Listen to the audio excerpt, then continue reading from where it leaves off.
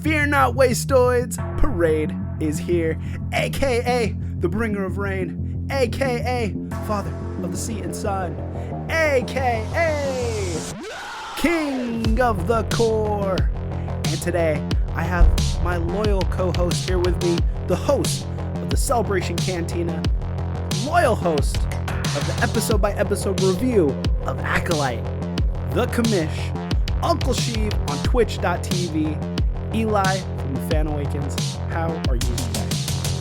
I'm doing excellent today. And you know what? That might have been the best intro yet. Thank you, sir. Thank you, sir. Also, sorry, real quick. Thank you for, I feel like, we went through a lot on this show, on various shows. And I'm excited to start a step one again. Yeah. Kill the past, Kill the past. It only took 5 takes to do that intro correctly, but we're here now, and we are talking about episode 1 and 2 of the Skeleton Crew. Bars. Didn't expect that to rhyme, but I'm very excited to talk about it because it's a new Star Wars. Can you believe that just a few months ago we were treading through the Acolyte review? It feels like a lifetime ago. It does feel like a really long time ago. Yeah, but that happened this year. It happened this year. And we have a new show with a new cast, a fun cast of kids. And we have Jude Law. And we're going to talk about it here on the Reigncore show. And before we get into it, let's do some housekeeping. Reigncore also has an Instagram where you can find my posts of my costumes.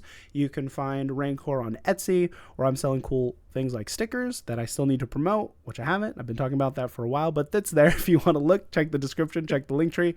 And we also make cool shirts on reigncoreclothing.com. Here we do fit checks, especially in these reviews. Eli, what you got on today? I got the Reigncore tee right here. Yes, excellent sir. Holiday gift, stocking stuffer. Get some stickers. Yeah. That's what I'm planning on. I have a couple folks who I already have some Reigncore t-shirts in my cart, so. Nice. Yeah, for sure. I am also rocking the Reigncore Bleeding Crown logo, the logo you see here on Instagram and every platform that we are sharing today. And also check out, Eli has a website where he's posting reviews. This is Oscar season for him. He's in there watching all the movies, checking out what Best Picture might be, Best Actor, Best Supporting Actor. Well, we have a lot ready to go up, so there's going to be a lot of reviews. We're gonna have a review for all the Best Picture hopefuls, right? And really just sort of a guide on what we think might have the best chance and what might not. But I'm watching a lot right now, so hopefully we'll be covering it all on the fanawakens.com. What's your racehorse? What's your racehorse right now? Who's in the running? I mean, come on, it's Wicked. It's Wicked or bust, man. It's Wicked for this, that, and the other. Wicked was my most anticipated of the year, and it paid off. So nice. That's my number one. How many times have you seen it? Only three. Only three. He says only three. Just a short little 3 hours. 3 hours, 9 hours. Quick 3 hours. You'll see soon. I'm planning to see that very soon, and maybe we'll do a quick review on the Reigncore show coming in a few weeks. We also have incoming a Penguin review that we recorded. Star Wars Hunters. I have videos with Eshrao from Instagram talking about last season, but I know the new season started. It's just been a very, very busy holiday season, and now we're starting a new show on top of other shows that ended and started. Dune Prophecy. I don't know if we'll talk about that on the show, and other movies that are coming out. It's just a busy season, so hopefully you guys stick around. Make sure you like, comment, and subscribe. And I want to know what you guys liked or disliked about Skeleton Crew before we start, and maybe theories on where you think the show is going. But Eli, what is your initial thoughts on the Skeleton Crew? We actually didn't talk about it. Search your feelings. We did not. Our first time sharing feelings on the show. Yeah. I'm a little. I still feel like a free agent right now. Okay. As far as how I feel on the show, I liked a lot of things. I think that Jon Watts, he can direct the hell out of a thing, so I think he did great with the direction for the most part. I know that Giacchino's son, Mick Giacchino, did the score, and I thought that a lot of the score was pretty good. I still wish that they would, and it does feel Star Wars to me. Okay. So I think that the opening was awesome. So far, I would say I'm lukewarm, but on the warmer side of lukewarm. You know what I mean? Okay, So yeah, like, yeah. I'm like the thumbs up, thumbs down. I'm like right here, You're right there. Okay, right okay. there. I'm like right there. I'm like right there. Okay, okay. Fair enough. Excited to see where it goes. Cool. I think that's very optimistic, and I appreciate that very base level review that we have so far because we're going to get into it scene by scene to a T. I remember even too when the trailers came out. I think you were pretty lukewarm on them as well, right? I was, Yeah. but to their credit, I think that, and this is the difference between the Acolyte and Skeleton Crew off the bat, Mm-hmm. is it is exactly what they've said it would be the whole time. Right. What they told us it was going to be Goonies, Coming of Age, Amblin. Amblin, Yeah. 100%. Yeah. So like it's not like I'm going into it thinking it's one thing and I watch it, I'm like, what the hell is this? Yeah. If anything, I think the opening scene just set maybe a different bar for the rest of the episode, Sure. and then it took me a while to sort of get back to that baseline. Yeah. But yeah, so far. Okay. Matt, how are you? Where are you at? I want to say I like it quite a bit, and I think it's because it's giving us what was expected, like you said. So Yeah. it's Goonies, it's Amblin. It feels like Steven Spielberg so far, but I also remember how I felt about Acolyte in the first two episodes, and I was like really enjoying that, and it kind of just tanked for me.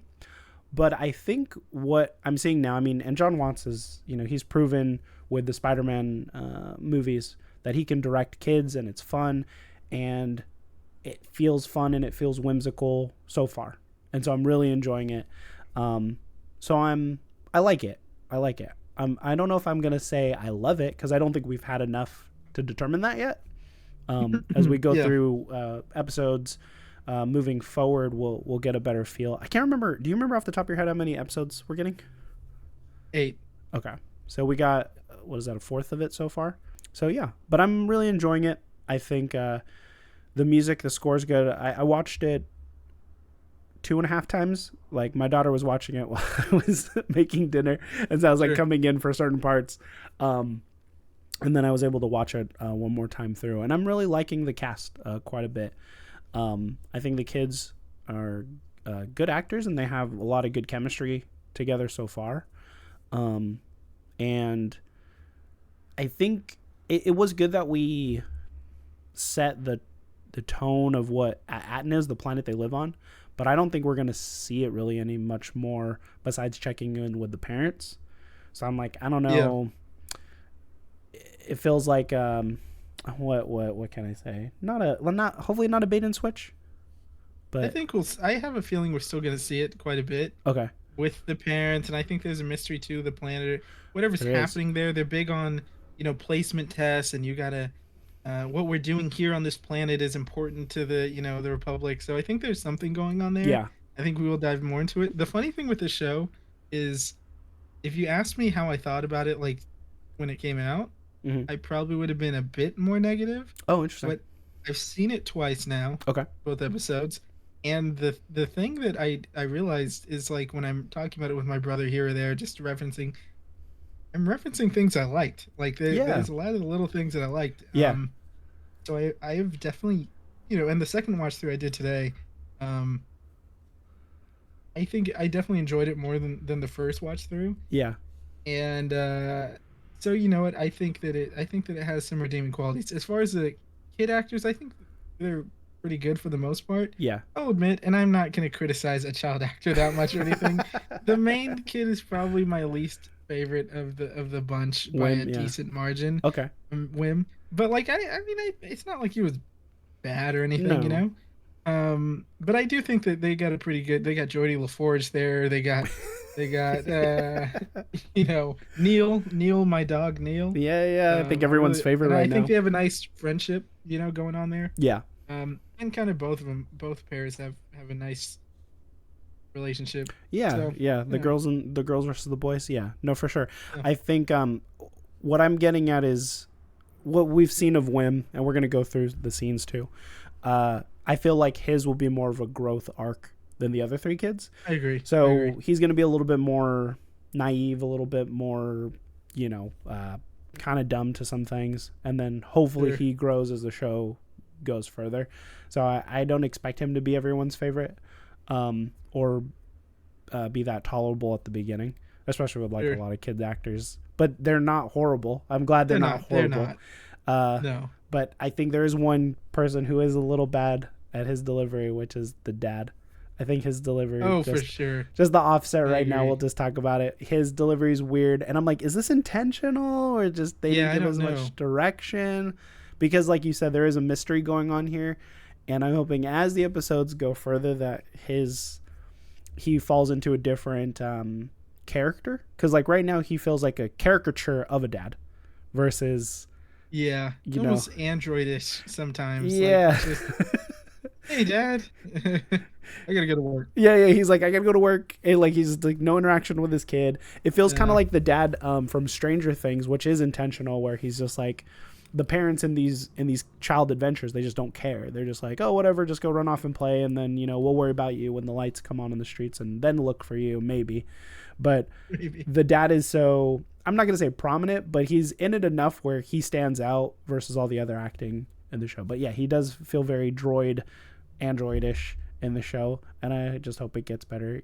Even when he's talking to the security droids in the Force, he's like, my son, I blah, blah, blah, blah. And I'm just like, I just don't believe anything you're saying right now, dude. Well, I mean, I think I don't want to be negative too much, but like when he saw them with the ship lifting off, like you don't hear it or feel it or anything until you're standing right in front of the ship. And like, oh wow!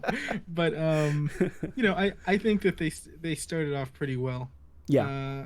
One thing that I will say is first episode is like 40 minutes without credits. Mm-hmm. Second episode is 25. Yeah, a lot shorter. Which I'm like, man, that's I don't know if they should have just made it 7 episodes because it's the same director directing episode 2 and 3. Oh, okay. So I'm assuming they shot it more together if it's only 25 minutes. Yeah. So I don't know if they mandated an 8-episode structure.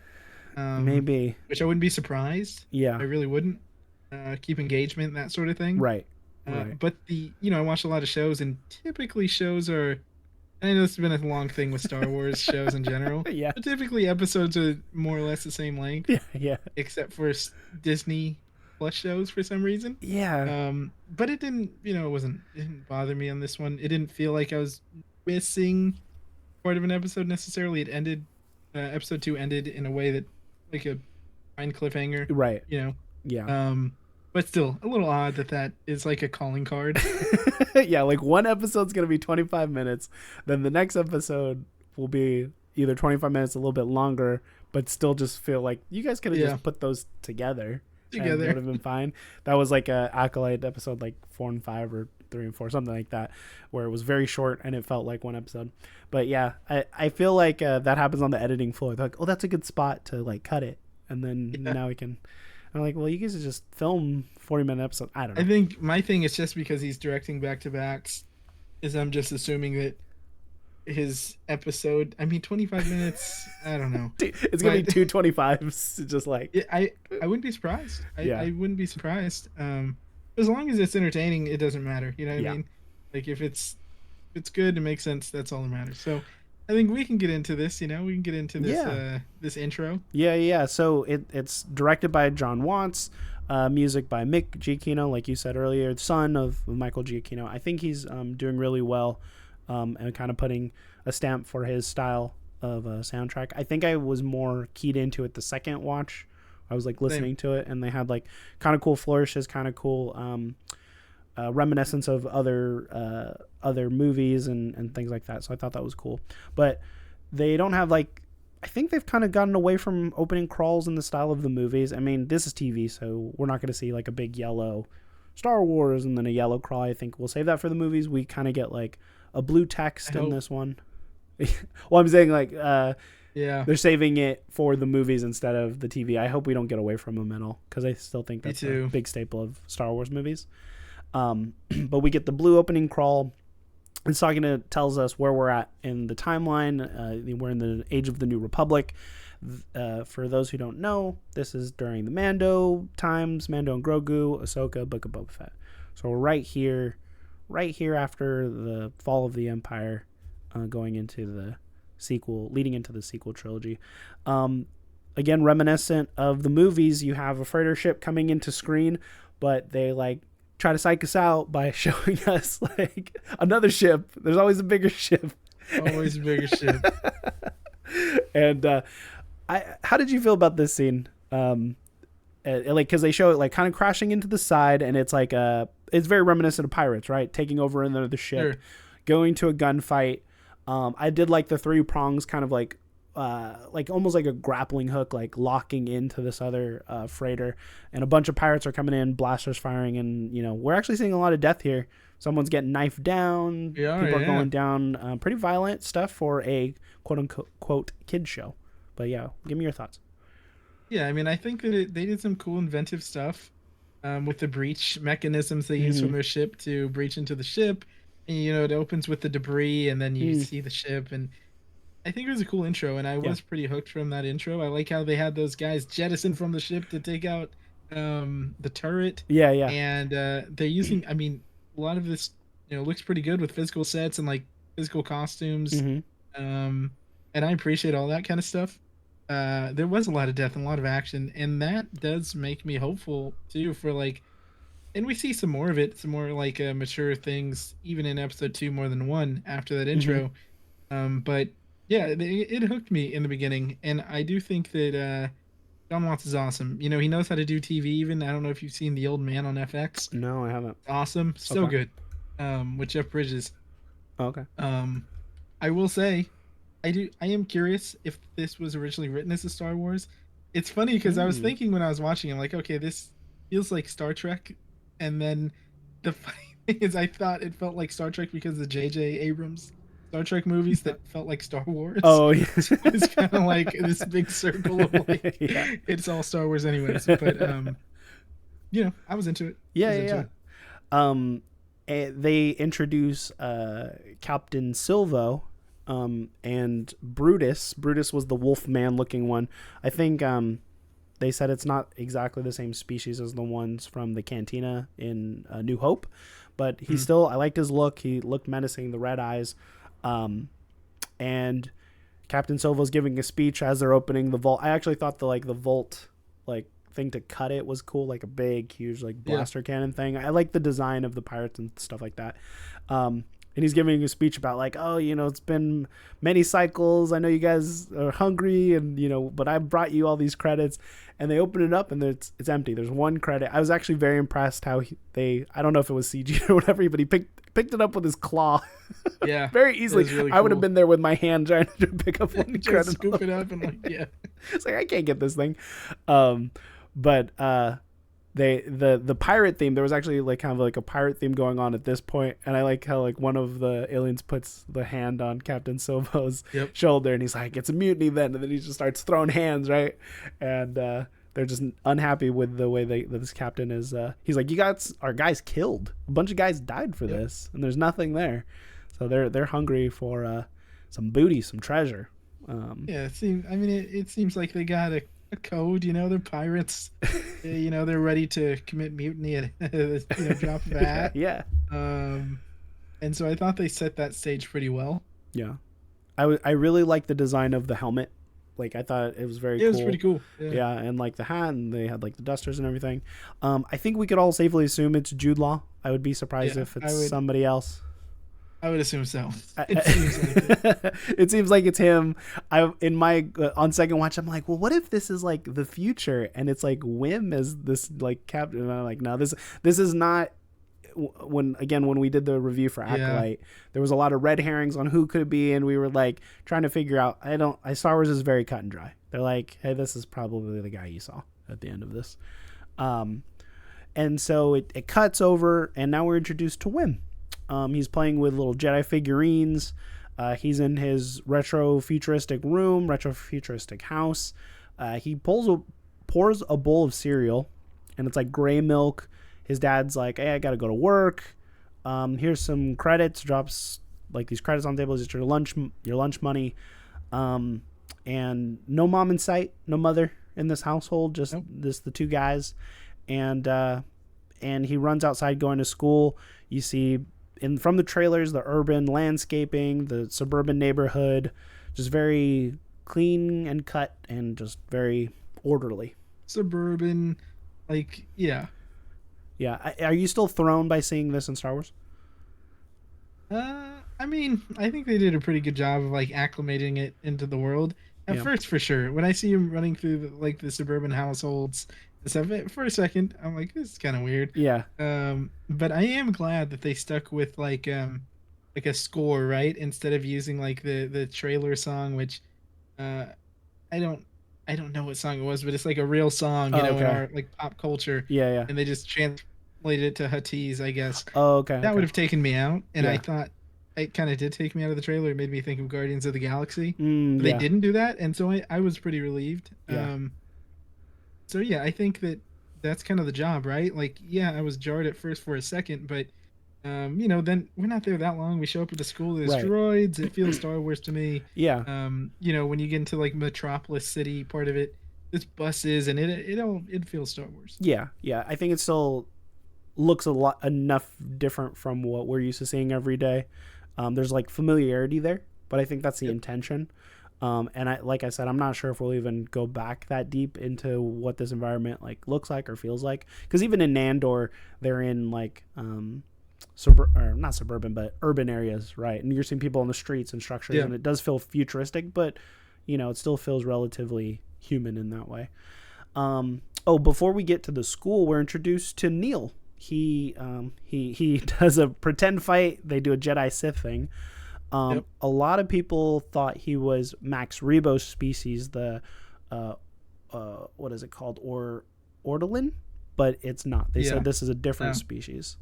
He's got to comb over. He guys come over. He does it. His hands are different.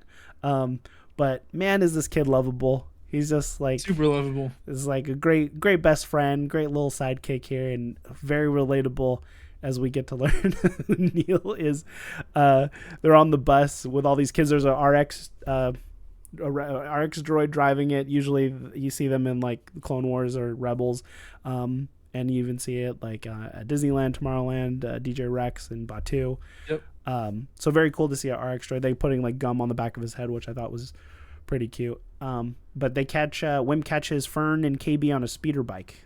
Two mysterious girls just like off the beaten track, because I think most of the cars are like on a track of some kind. It looked like, but they're showing like, hey, these girls are Jumping into the trees. Freedom. Yeah. So we get to the school, and there's a droid teaching the class. I think we've seen droid teachers before, though. I don't think that's super new. I think so. Wait, in the Mandalorian when Grogu was in that little class, was it a droid? I think so. So I too, think but so. I can't remember. Yeah, I think so. But they mentioned the barrier, like the barrier Yep. protecting the planet. So this planet is covered in some way, which we'll get to at the end of the episode. But yeah, there's a lot of droids here. Security droids, droids teaching. They mention it quite a bit. In this scene, we are introduced to Undersecretary Farah, and she has kind of a Mon Mothma look to her. And they're talking about the kids basically being analysts and accountants and just office workers. This is kind of a weird thing. And then talking about like an assessment that they're gonna have to take, and she says, I think she says something about. Oh, she asked the kids. The droid goes, "Tell the undersecretary how you would like to contribute to the great work." And I have closed captioning on because I'll miss stuff. And the Yeah. great work was capitalized, and that felt a little weird to me. That they kind of had like, hey, there's a bigger, higher purpose here that we're all striving for. It feels very culty or fascist in that way. So I thought that was interesting. What was your thoughts? Yeah, I mean, I thought the school stuff was fine. We're introduced to what was her name? Undersecretary Farah. Undersecretary Farah. Yeah. And I mean, it feels it's kind of dumb, but I was thinking of like the B movie, like what are we gonna get assigned today for the rest of our lives? And it didn't feel like they got this one test Yeah. when they're juveniles, and that'll kind of set their track for the rest of their life. Yeah. But I think that it also kind of establishes the character's motivations pretty well. Right. Right. Neil, he's locked in. He's like, I'm ready to ace this test, but he's such a good friend, and I love where that scene goes. Because I remember moments, sort of like obviously not as drastic, Yeah. but in school where he's like, I can fail, and then we we can get the same job or Yeah. work in the same Yeah. place. And he's like, no, I'm not gonna fail Neil.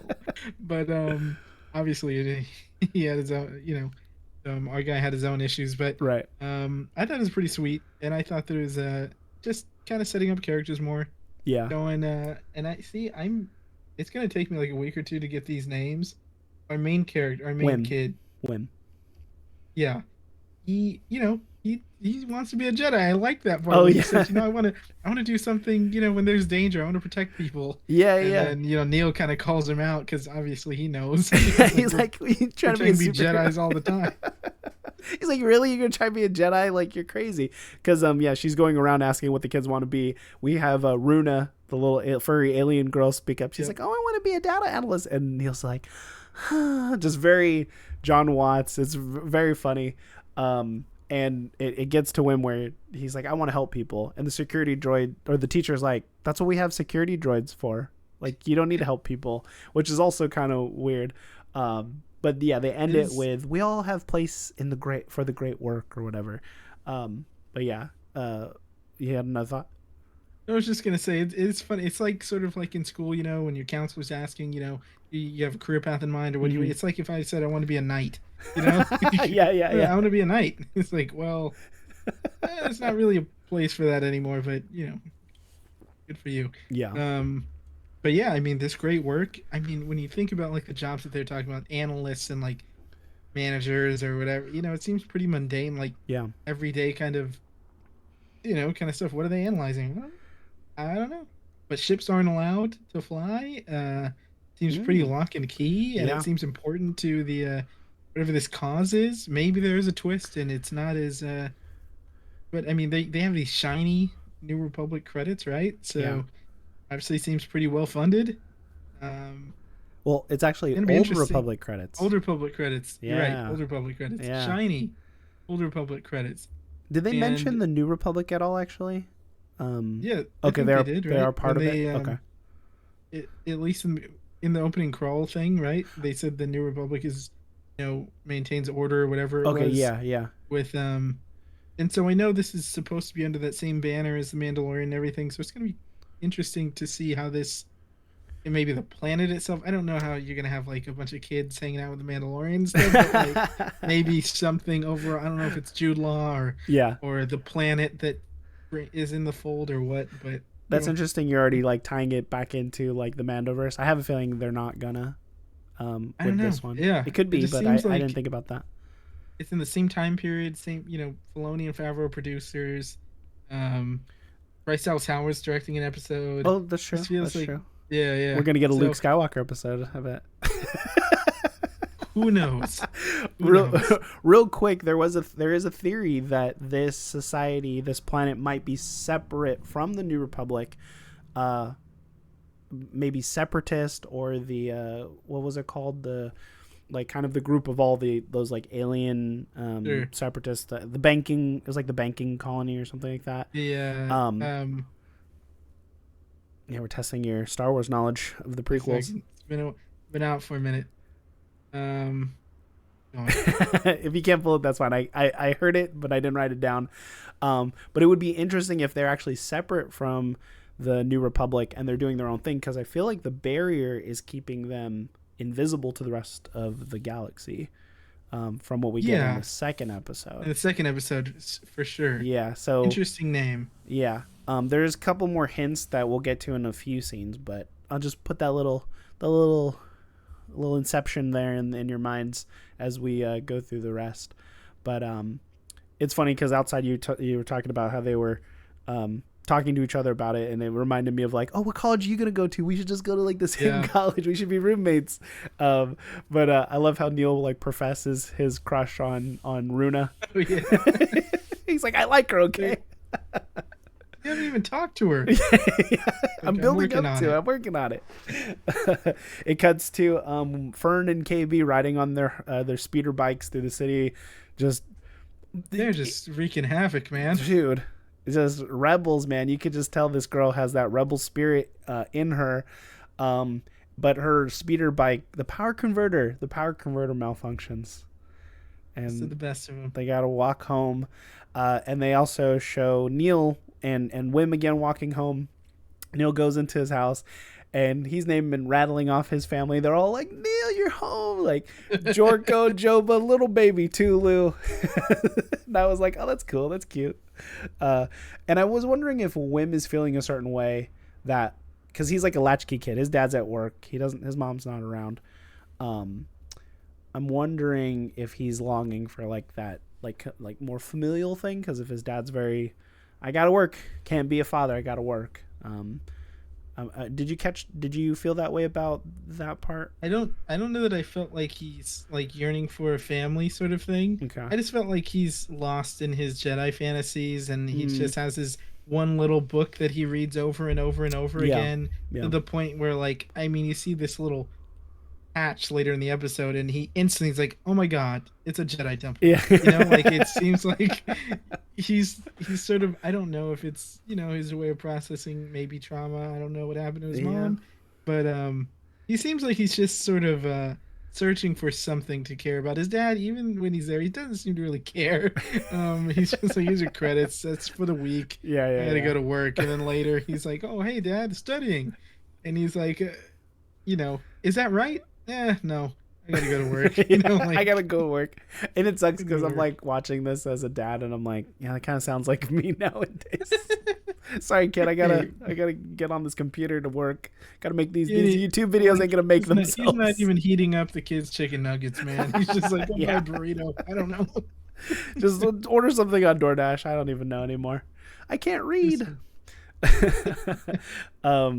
There's another quick scene where Fern and KB are working on their speeder bike. This feels like a D plot at this point, but Boonja Falfa rolls up with a Rhodian kid and another girl. And he's like, "What's up, wastoids?" What do you guys are like trying to build up that speeder? You guys suck. And they're like, you suck. And you know, there's apparently a speeder race. Your mommy will let you race. Yeah. He's like, let's see if your mommy will let you race. I did wonder, like, at that point, I'm like, oh, are they going to be, like, on the ship, too? You know what I mean? I know they're going to leave. So I'm like, oh, maybe this jerk of a kid will also get stuck there. Maybe he's going to be trying to pick on him or something. Yeah. I'm glad it didn't go that way, because there's enough, quote-unquote, contention with the 4 kids. So I think we've had a lot of those movies and stuff where there's the bully always messing something up and, you know, getting in the way or messing up the plans. But yeah, Boonja, look out for Boonja. Boonja Falfa. We cut Fern going home, and she's flipping her jacket inside out. A very fresh prints of her to wear it inside out with the patches. I didn't even catch that. That's a nice. Yeah. She's wearing it inside out. That's why it looks different from all the other kids. You can tell she's in a very similar way that Wim is bored of the monotony and wants to be a Jedi. She's very over this planet. She's looking for adventure as well, just in a different way. She doesn't believe in these little stories. But there's an interesting mural in her house, and it has an Ithorian, it has Neil's species, that like elephant looking one, and then 3 humans, and one looks like more angelic.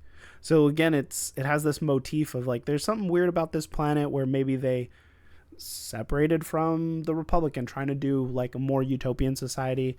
I think that might be a big reveal here. And it also has the Omega crest on it as well, but it's the Omega crest, but it's different from the school one. Similar but different. And I actually feel bad. I didn't recognize the mom as the same Undersecretary Farah, but it's confirmed it's the same actress. Maybe the angle they have her at. But Fern runs in, and there's like a household joy. Is like, oh, what are you doing down here? And she's like, no, I was here the whole time. I actually like this. They're establishing Fern is very street smart. She's very witty. And I feel like she's going to kind of be the level-headed. I thought she was going to be like the Hermione of the group when I was watching the trailers. But she seems like trying to keep the group together, leader of the group, I think. Where she's going to try to make sure Wim and the rest of the kids stay safe and in line. Thoughts? It definitely seems like, the sort of definitely street smart, which is crazy. These streets don't look like you need street smarts, but hey, I mean, I guess you do. She's pretty savvy, you know. She's quick-witted. She's she does seem like the de facto leader. Also, she seems older, right? By like maybe a Maybe a year or year or so. two. Yeah, Yeah, like a year or so. Seems like the cool older like kid of the group. If yeah. you know, um, and so I do think that it's an interesting dynamic because they could have gone a lot of ways, and they could have made Wim just the leader and the Right. and I think that it's interesting that he's not. Yeah. Um, yeah, that's a good point though. I really didn't notice the Fresh Prince of that jacket inside out, but that's a nice detail. Yeah, yeah. It was a cool thing. Um, I think we cut to Wim studying, like you said. Dad saying, "Hey, go to bed," and he's like, "Hey, can you read a story like Mom used to?" And he's like, "Kid, I gotta go to work. I gotta work." Even at night, this guy's working. He's like, you too old for stories. Yeah, grow up. Like, Stop yeah, dreaming these damn. dreams. Oh, and real quick, this is so relatable when you're young and watching Wim young, and like you just want to play and have adventures with your friends and play superheroes and role play. Like I think it's going to resonate with a lot of the older crowd who grew up on Star Wars. I think it's headed in the right direction. I think for sure. I think so too. I think so too. I was pleasantly surprised, even with like on my first watch when I was like, I don't know about this. Mm, Reaction seems really pretty nice, which that's is good. I think it still shows people want to watch this stuff. Yeah, yeah. He's worried about not being able to sleep. He pulls out his iPad. He starts reading more of these Jedi stories. I think the transition on the pages is cool, where it's like Yeah, it kind of is. like going I in agree. and flipping, and I was like, oh, that's pretty sweet. But the thing is chunky. That's like It's a big unit, man. yeah. Lot. But he's late for school. They cut where he's chasing after the bus, and they're yelling through the bus at each other, and he's like, I'll take a shortcut. And this felt very Ferris Bueller. This felt very Return of the Jedi, like driving your speeder through the forest. And he falls into this little canyon thing, and he tries to claw his way out and finds a hatch, and he's like, oh, a Jedi temple. Of course that's what it is. They're underground. They're hidden underground. And he gets pulled out by a security droid somehow. And he's in the hallway waiting for, I think it's called a proctor. I'm assuming like a principal's office. And here's where he meets Fern. And he's like, oh, I saw you on that speeder bike. He was like, totally Wizard. I was like, yeah, bringing back Wizard from episode 1, Phantom Menace. Wizard. Go ahead. I think Mando says it once too, right? Oh yeah, he does say it too. I think so. It's nice, they bring a couple little slang back. Yeah, I like it coming from a kid versus Mando. I agree. It. The Mando one was a little less. I don't know what the word would be, but yeah, it's like, oh, that's tight. But Fern messes with him, and I feel like she's just lying out of her teeth, just messing with this kid. So she does feel like the bully role in some ways, but she's like, oh yeah, there's like mines beneath the school. If you don't pass the assessment, they're gonna put you down there. With her, I get it more of like teasing. You know what I mean? Like It's easy to tease this kid. Yeah. Because he's like, I don't believe you. It just felt very natural and real. Because kids do that. Like with my daughter in school, she's saying the craziest things. I'm like, you must have heard these from these other kids at school. Who knows? So very relatable there. But there might be something to that. And jumping into this planet being hidden and being a planet of treasure, there actually might be mines down here, or a mineral rich planet which they're building their resources off of. Because if we're comparing it to just a place like Tatooine, this place is Canto Bight compared to some place like that. So and the infrastructure too, like the buses go under the ground, right? So True. There might be precedence for mines there. I think even in the trailers there's like caverns and stuff too. So who knows? The planet is a mystery, and it's an interesting one. Yeah. Oh well, in this scene, Dad's going off. He's like, "Hey, oh yeah, you gotta pass the assessment. They said you could take it again, 50 points, but you gotta get every question right." I'm like, dude, this is. Don't even have to take it. I was like, I don't know if you're gonna be able to do that. Welcome to the mines. Yeah. You're blue collar, Wim. You're gonna be a blue collar kid. But he's like, you got to pass this test. Stop dreaming these dreams. Get your head out of the clouds. Because he's like, oh, the Jedi Temple, which, Fern's like, oh, Jedi Temple, what are you talking about? After this interaction, she's questioning him. He's like, oh, no, nothing. And that was a little funny, too. There's a little good little jokes there. But he runs off to go to Neil's house. And it's really funny because they're watching the holiday special. Like, I didn't even realize that. The holograms cool. of like, the weird music. I think that's like cut from the holiday special. And Neil's in a bathtub just having He got a big old tub, man. Yeah. I guess he's a child, so maybe relatively. Looks like a pretty nice home. Yeah. Pretty nice home. I was wondering if that's like a Dumbo reference, but who knows. But probably. Yeah, he's in the bathtub. There's a lot of references in this show. A lot. A lot of them. They run. He tells them, we got to go see this thing, and they go into the garage to grab their speeder bikes or tools or something. And there's actually a St. Paul's girl sign, but it's like the elephant. Yeah. I was like, that's interesting. I thought it looked kind of cool. I was like, I wouldn't mind having that up in my kitchen, just kind of as like a funny thing. But they run down to the canyon. And they hear a voice, a distorted voice talking to them, and they're freaking out.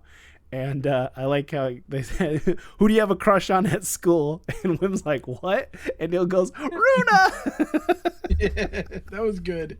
I like that whole scene. I really liked it. Just Wim trying, convincing Neil, and Neil's a good best friend, so he goes along with it, but he questions it. I love when they're going into the canyon. He's like, "Here, you hold this end." Oh yeah. Just holds on, like, yeah. I mean, that's like dumb stuff that kids do. You know what I mean? I laughed out loud when that happened. I forgot about that scene because he's like not even like ready. He says he's ready, but just not in the right stance for it, and they just completely eat it going down the hill. But KB has a little bit more morality. She's like, hey, it's just me. Fern made me do it. We're just pranking you. And Fern's like, what's up, boys? I actually really like the dynamic. And then they start talking about the rules of claims. He's like, this is my mine. And she's like, you don't have any claim over it. He goes, well, you can't claim it without the claimer. And she goes, well, like everybody on the planet knows this. Everybody on the planet knows this. Just very like conversations we had as kids, just dumb arguments, right? And I love she goes, unclaimsies, and they go, claimsies, and she beats a whim, and Neil's like, she got it, it's hers now, kind of thing. Yeah, like that was it. Yeah, I know. It's hers. Like, it's hers. He's like, well, that's not gonna work. Like, well, I did feel pretty genuine. Like, well, you can still dig as our employees. Like, oh, damn. Laying down the law here. Yeah. But and then they're like digging, and he goes, well, when we get inside, we'll call claimsies inside. They only call claimsies outside. And Neil's like, genius. Yeah, it's pretty. It's pretty good. Yeah. I get sometimes it's funny too because like later on in the scene, or I guess later on in the episode, I got a little nervous. I'm like, all right, please don't overplay like the no boys, no girls, no boys. Oh, like, right. But they didn't like. Yeah. They played it pretty well, pretty genuine with everything. Because it's so easy to get into that. Like you think of it. And I don't mean to bring up old wounds. Like the girls in the Acolyte in that episode when they were fighting in the temple or whatever. I remember there were some scenes with some dialogue where like the Jedi are good, the Jedi are bad. Oh right. Like you get into that like that, but I never got that from but they're show. Like 20-year-olds, and these are like children. No. When it was the kids in the flashback episodes. Oh, okay, gotcha. Yeah. I see what you're saying. I remember now. But it never felt like that. It's just I think Jon Watts is just I don't know if this is a Star Wars thing in general, and not even just Star Wars, just studios. And Jon Watts has a lot of cachet, and he's made 3 movies, that all grossed a ton of money with Disney. So I think that's a almost unique situation where you probably do have more, pull control. Oh, for sure. Overall thing, which I think is nice, and I don't think it should be a requirement necessarily, but like right. I do think it's nice that it does feel like Jon Watts had control on the show, you know. And that's not to say who knows, maybe everyone has. I don't know. Yeah. But it did feel like one voice telling this story Yeah. through the whole episode. Yeah. Yeah. I agree. I agree. Um, well, KB, she notices there's like another panel. She goes up to it. She taps into it. Is she a android? Cyborg, A android? cyborg? I don't know. Or is she a real My kid brother with said he thought she was like a cyborg or android or has some sort of cybernetic implants, but I don't like. It seems like that's part of her. Yeah, because it's like on the side of her head. It doesn't look like a attachment. Yeah, like you can take it on or off. Yeah. I guess hopefully we'll learn that, but it does seem like it's part of her. But I mean, she can flip it up and flip it down. So I don't. Yeah. Well, and I then don't she know. doesn't live with Fern. Like she's not No. Fern's assistant. Like Yeah. like Lando and Lobo, right? Yeah. Lobot. Lobot. Um, that is actually a good point too, because it is on. I mean, Lobot, he had it on the back of his Yeah. head. So maybe. I don't know. And then I think there was another android in Solo with like its head completely gone. Yeah. At Vision's house, Vision's ship. Paul Bettany's. Yeah. I'll get his name eventually. I can't remember. I was like Star Wars Vision. Oh, Yeah, Vision. Vision. Paul Bettany. But they get into the ship, and there's like a little rat that runs by. They decide to go in, and then I think at this point they hear Wim's dad calling, because he's like noticed Wim wasn't home. Yeah, they started to hear. Yeah. And then they're like, "Oh, we gotta hide," and they run inside further. And I think this is where they find the droid. They find a droid, and they're like, "Ah!" And they're like, "It's dead" or whatever. And it's like, "It's just a droid, kid. Relax." And Neil gets too close to it, and the rat jumps at him. Dude, that was the recurring endless grubs or rats inside of that droid. I think it's just the one. It's the same one because it keeps going back in the eye. Yeah, and going back in and jumping out. Yeah, and he hits a button or hits a switch or something, and then the hatch closes. And smartly, Fern goes, the life support. We got to open this door. We're not gonna have air. We're gonna lose air. The life support's gonna be out, so we got to get this door open. It's a very smart thing to know. Yeah, Like it is a very keen thing to think about. Considering, I mean, at least as far as what's established, I doubt any of them have been off this planet, right, or in a ship. That right. I mean, like you said, maybe it has to do with underground. I don't know, but interesting. Yeah. So they start looking for the power. They say, follow the power line, the conduit line, and we'll get the door open. So they're like looking for it, and I can't remember why, but Wim is not really helping them, or he's like, I want to go this way, and they're like, well, we're going down this way. I want to go home. He's more interested on an adventure. Yeah. And they're more interested in going home. Yeah, they're like, we're gonna die in here. This is what I've dreamed about my entire life. Sure. He gets scared by his own reflection, which was also it was funny because he's all screaming in here. But they find Neil gets stuck. He gets stuck in. His legs are dangling from I love that little guy. But Wim finds like a headset and he puts it on, and then the power kicks on from them hitting it, and he sees a green flashing button. Now, Eli, would you press a green flashing button? Oh, of course I would. I've never been in this situation before, but if I saw that flashing green, I gotta say, I would love to press that button and then deny that I pressed it. Yeah. I didn't touch anything. I didn't do anything. I've been here the whole time. It's that kid, and so I used to touch hot pans a lot, when I was it's like the temptation zone, just touch it. My brother's like, dude, that kid's just you with a hot pan. And it's just like the temptation is you don't want to burn your hand. Yeah, but, you see the flashing button, that kid will press that button 10 times out of 10. Yeah, for sure. So I think it activates the autopilot, and so the ground starts shaking, and Wendell's up there still calling for his son, and like he's just an analyst. He's not an outdoorsy guy. He's not Bear Grylls.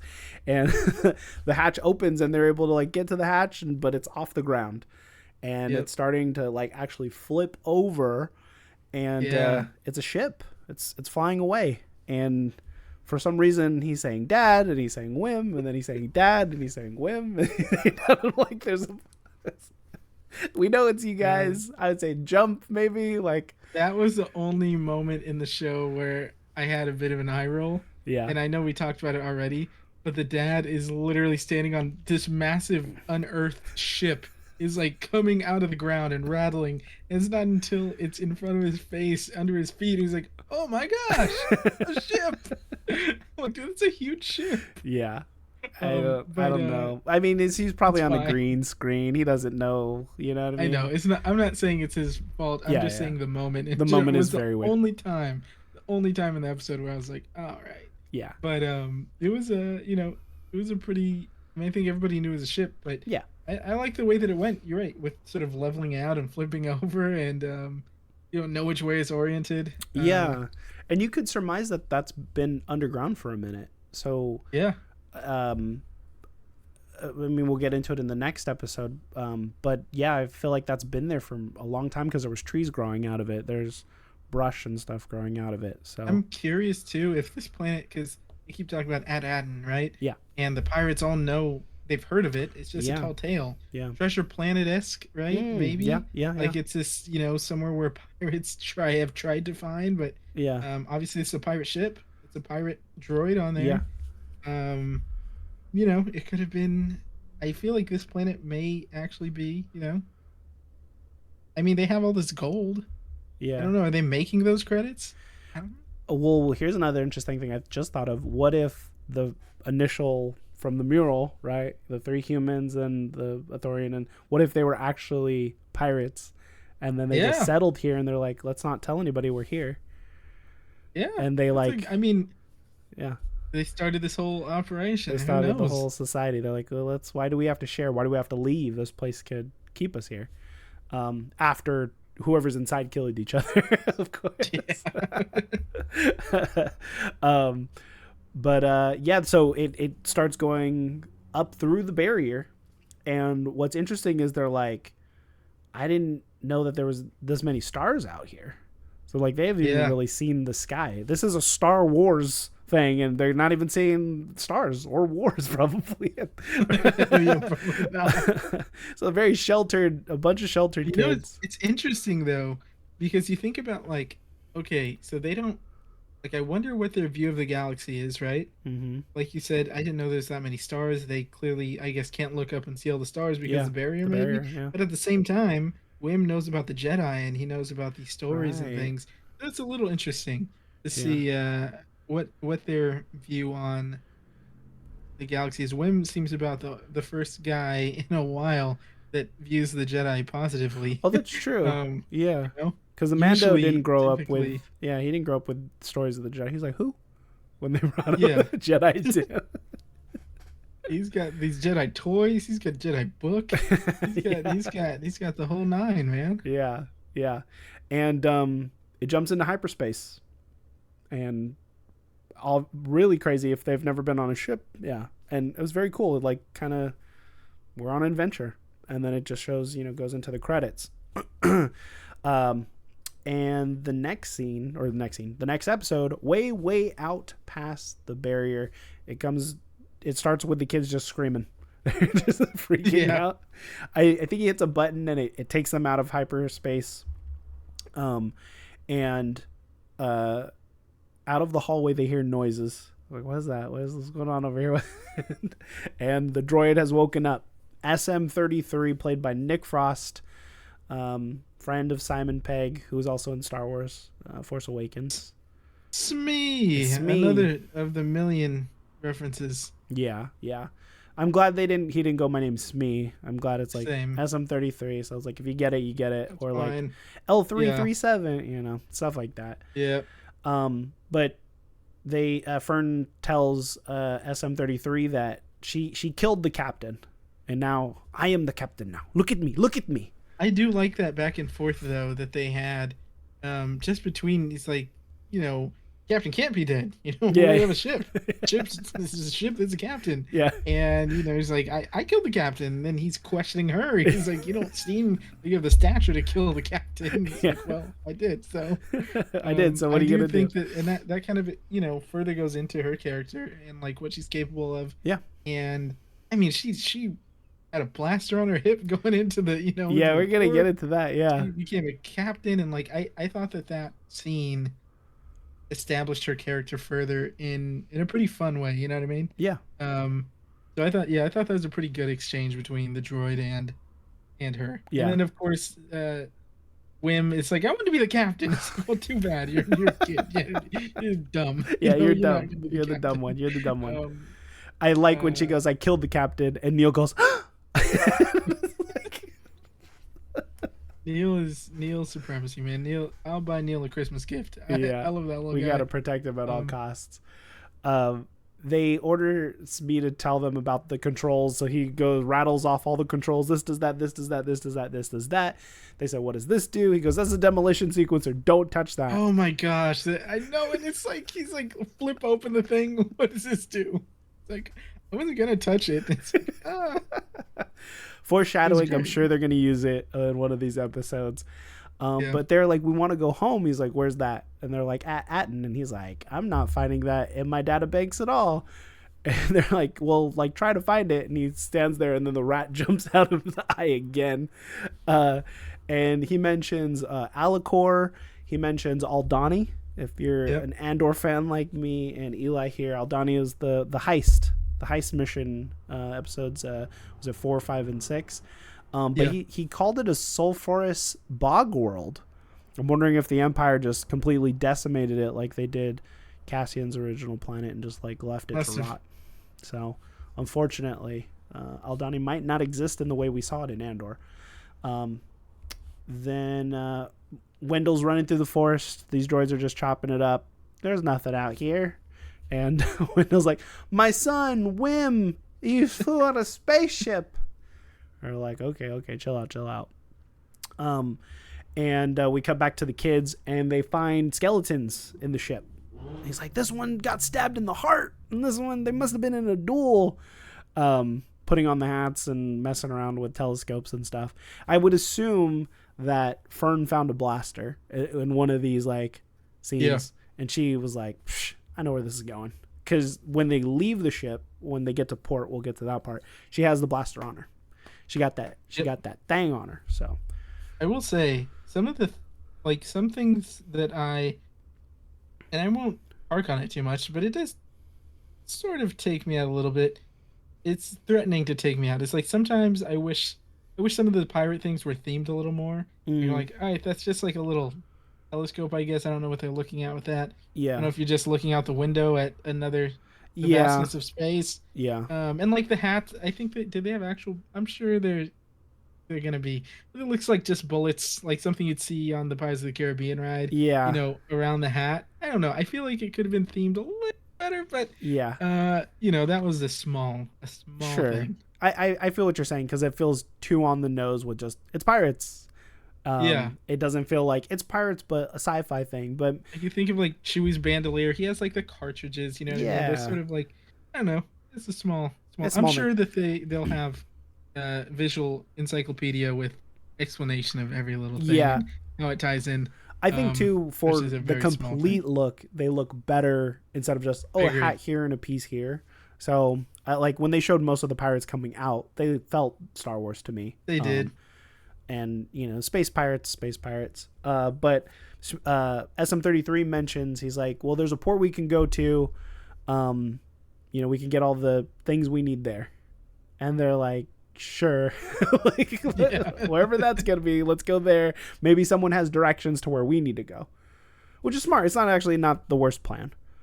Even getting to that was interesting with, they're trying to reason it like, well, can we just go back to where we came from? He's like, well, where'd we come from? It's like, Yeah. well, can we just go back? It's like, Yeah, no, yeah. it's He's not. like, Tell me where. That's not how yeah, it he works. wasn't awake for that part. Yeah. Yeah. And I'm It's like, I don't assuming know. this ship is older too, so it might They not probably don't this- have like a nav computer or whatever that Yeah. can tell them, Yeah, where they just came from. yeah. Um, So very interesting.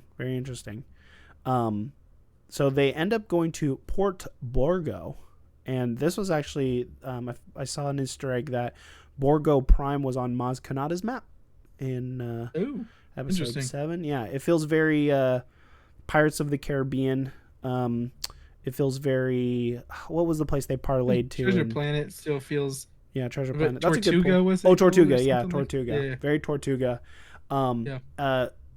There was also people mentioned that you could see Hondo's ship in this area. So I was like, that's cool. And that was one of my guesses for a cameo we'll see in the show. Hondo Onaka. I would assume. And they get into this little pod to go from their ship to the port.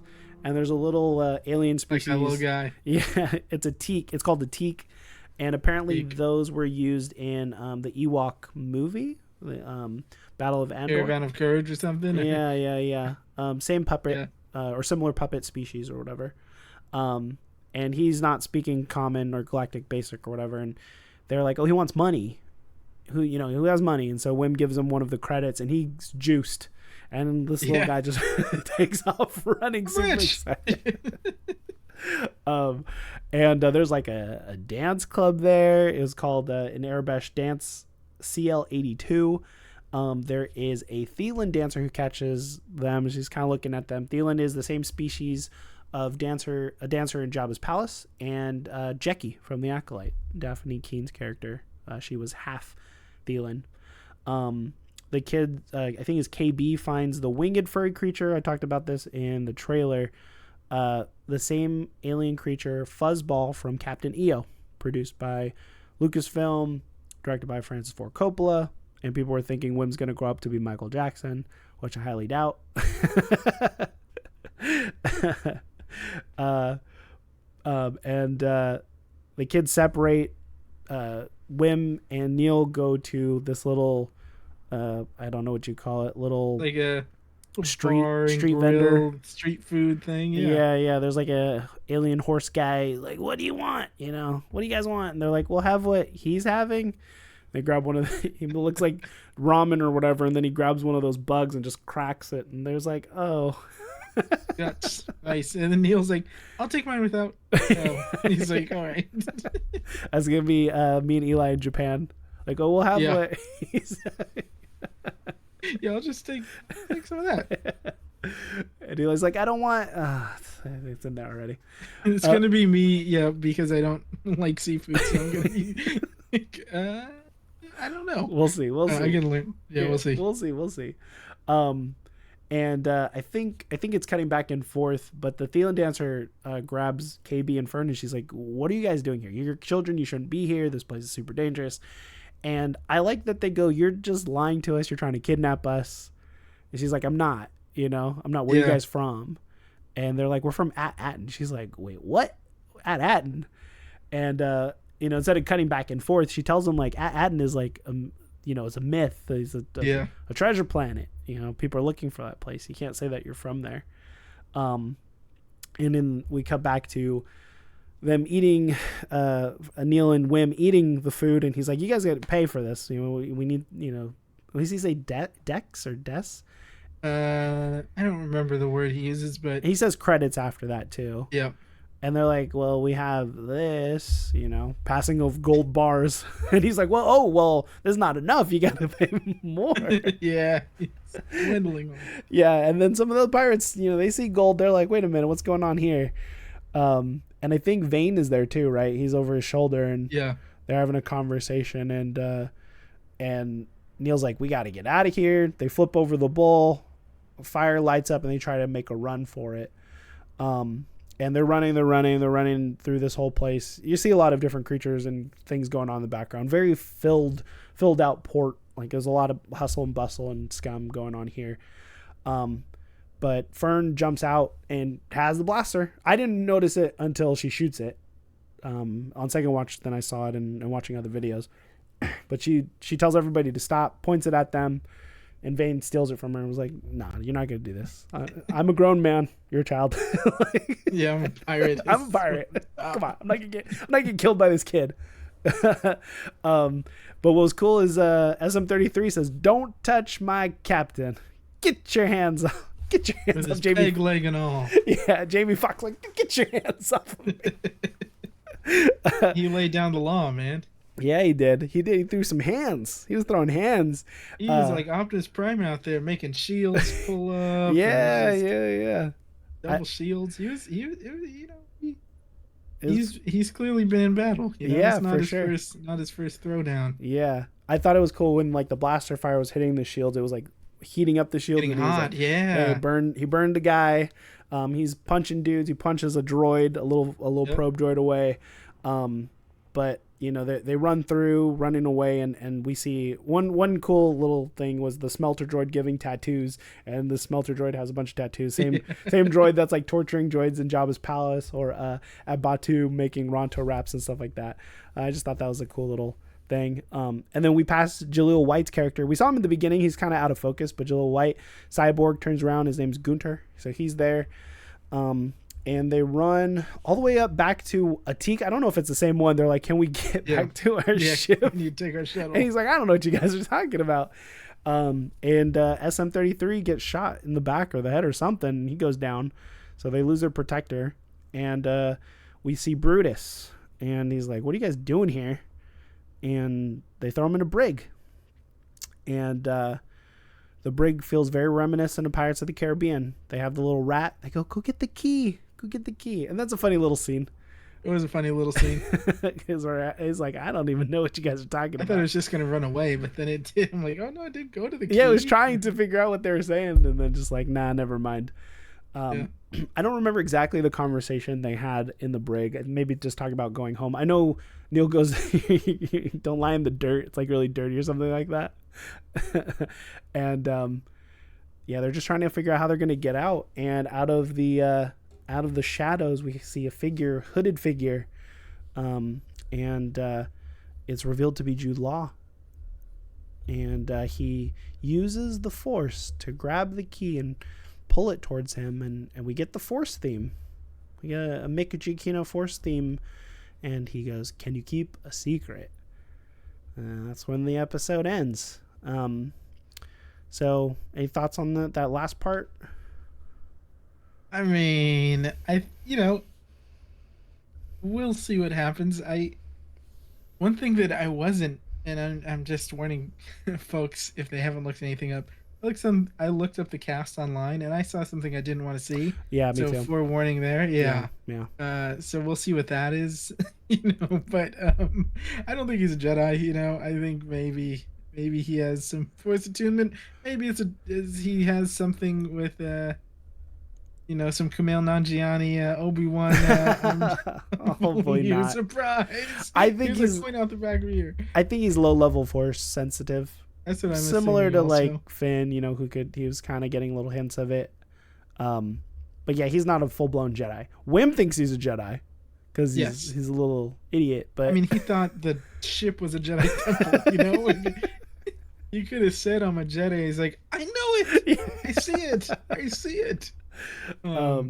But yeah, I mean, I wish we got 25 more minutes. We'll just have to wait till next week to see where this leads. But I would assume that Jude Law's character is hiding the fact that he has a little bit of Force sensitivity.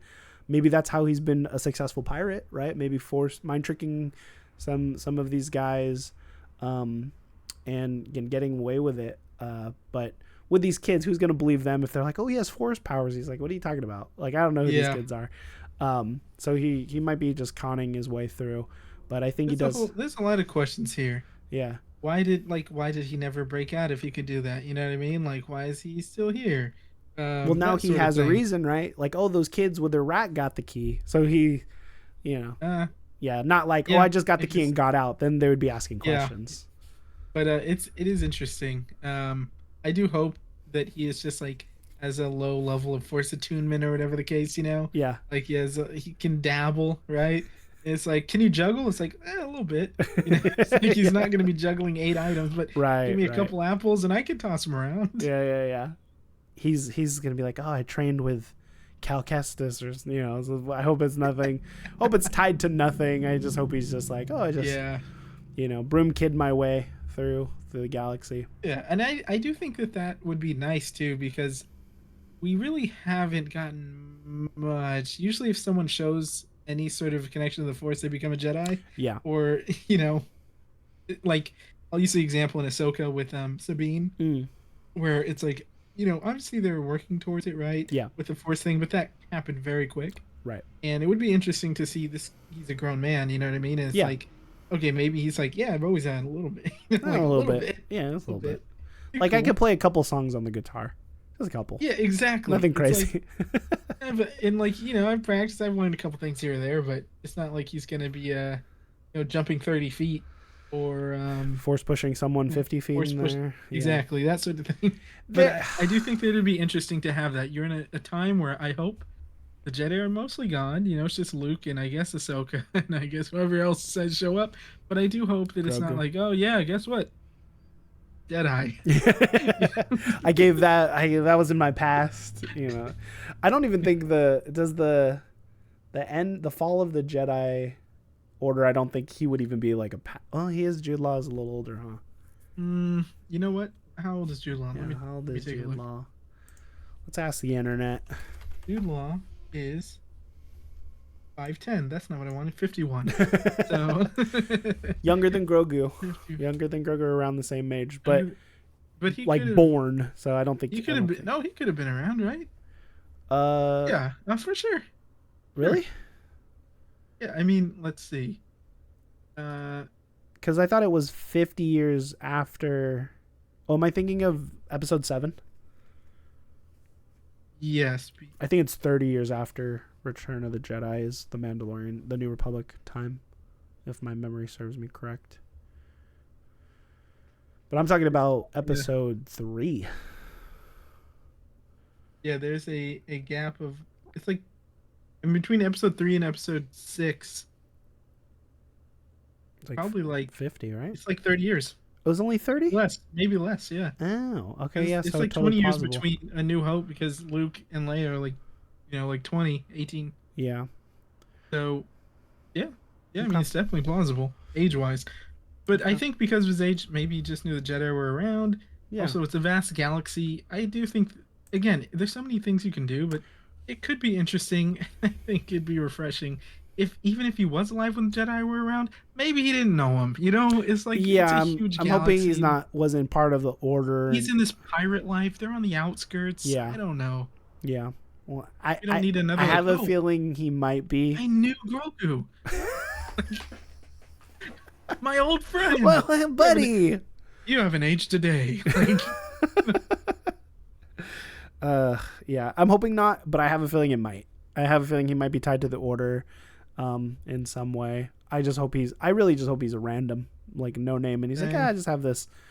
Watch a couple YouTube videos and figured a little bit here and there. It's kind of just a street rat urchin or You something. don't need it to be Star-Lord. I keep saying it gave me the Guardians of the Galaxy vibes. Yes. Like we're gonna get the backstory of he was kidnapped from the Jedi Temple by these pirates and in a trade. Yeah, something crazy.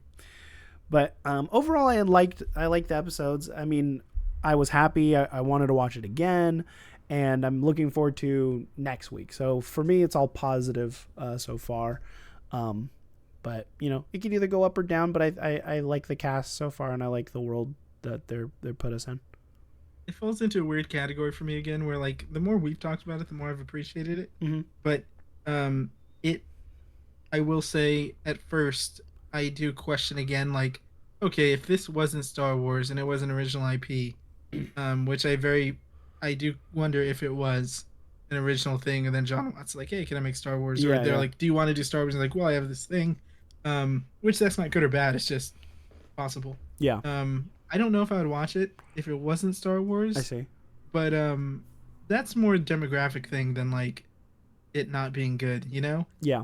But it is Star Wars, so I am intrigued by like the connections of it all. Yeah. Not like in the Acolyte, I know we talked at nauseum about like how predictable it seemed. Yeah. And with this, there's a lot of threads. Again, I hope we don't get into that trap where it's like, okay, 8 episodes, some of them are 25 minutes. Yeah. Are we gonna have time to flesh out all of these questions? Probably not. But that's okay if it's good enough to get a second season. Oh, I didn't even think about that. So that's like a lot of it hinges on that. Like, lead us along, whatever the case. Yeah. If there's a second season, that's fine. If not, then like, man. Well, I mean, I'd be fine if this is just a good story and there's just some threads that could be followed up in maybe, you know, a side thing or comic books or novelizations, as long as the A plot is good.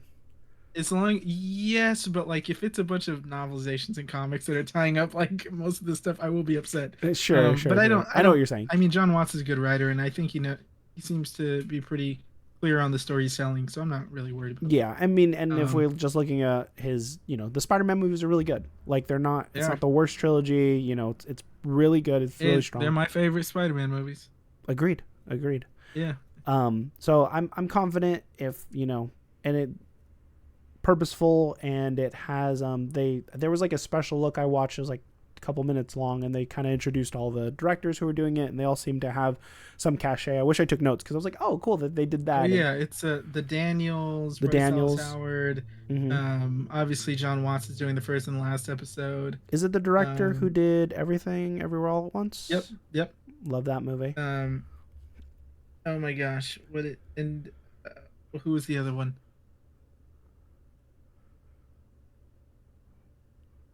I don't remember all of them. Oh my gosh, I just typed in the Acolyte directors. But they have a strong directing cast, in my opinion. Proven.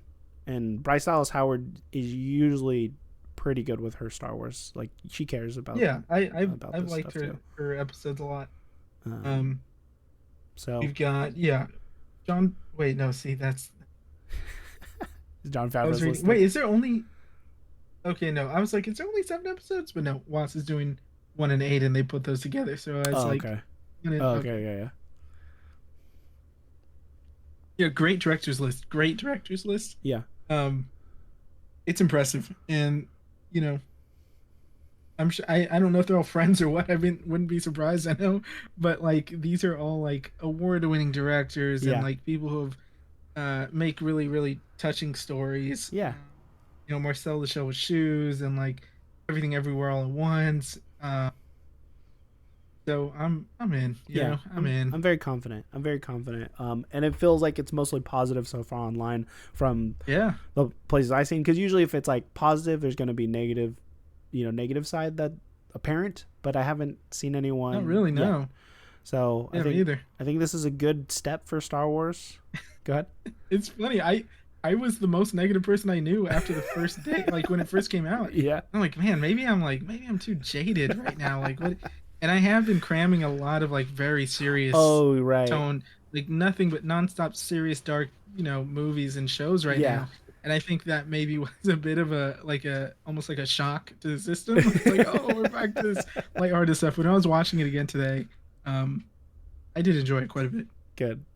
I messaged you, I think it was a day or two before the show aired, and my daughter she'll have her time where she's like, I want to watch Star Wars, and she picks The Acolyte. So I have to watch a little bit of The Acolyte. But the night after Skeleton Crew came out, she goes, can we watch Skeleton Crew? And I was like, of course you can watch Skeleton Crew. And that's cool. So I'm glad that this is resonating with her. She's only 5, but she likes the kids. She likes Neil. And I'm hoping this will spark her love of Star Wars even more so than what we've seen just previously, because she's only watched really The Acolyte. We try to watch some of the older stuff in Ahsoka, and nothing's really stuck. Yeah. I think it's Acolyte because there's younger female leads and stuff. But with kids, I hope this is like the new generation, of Star Wars fans, maybe hoping, crossing my fingers. Goonies was huge for me as a kid. So yeah, if it's going to do that, I think it's tough because there hasn't. Yeah, I hope so.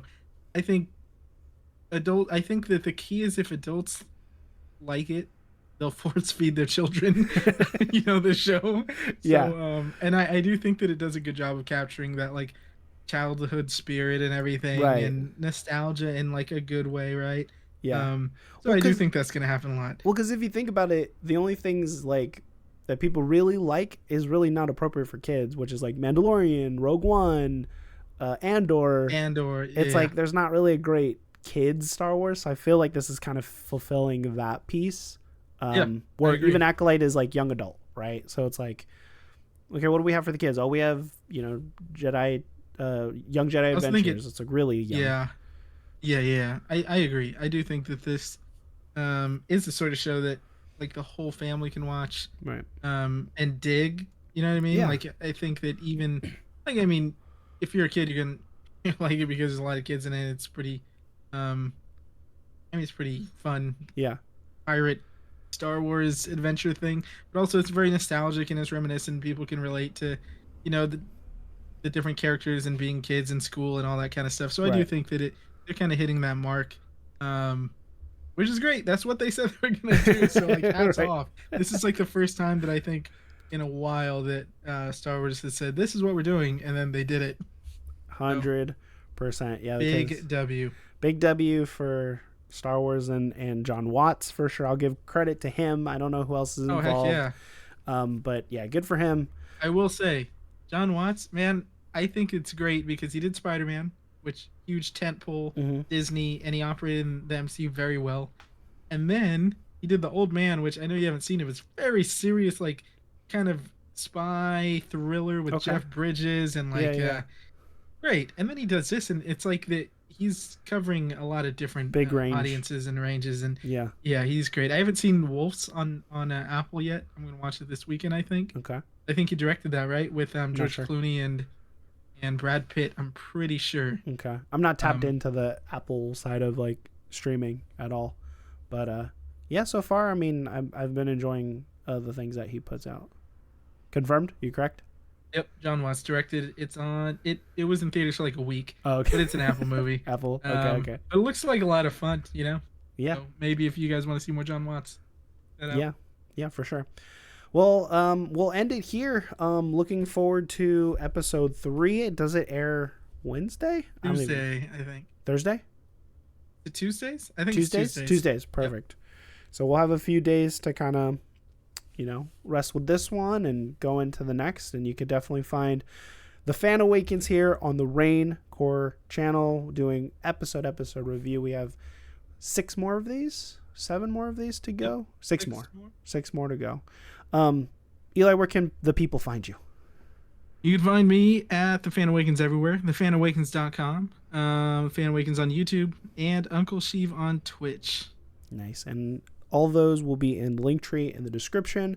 And thank you so much for everyone who's been following already and going on this journey with us on YouTube and on Instagram. I think I hit 400 followers on Instagram. Slow growth, and getting close to 100 subscribers on YouTube. So please keep interacting with the content. We appreciate it heartfeltly. And you can keep following me here on reigncore, on Instagram, on Facebook, not even barely on Facebook, Instagram and YouTube mainly. Yeah, send us your thoughts in the comments and or DM us or everything. Do everything. I appreciate you guys very much, and I hope you have a great rest of your galactic day. Punch it, Chewie. Boom. We're out of here.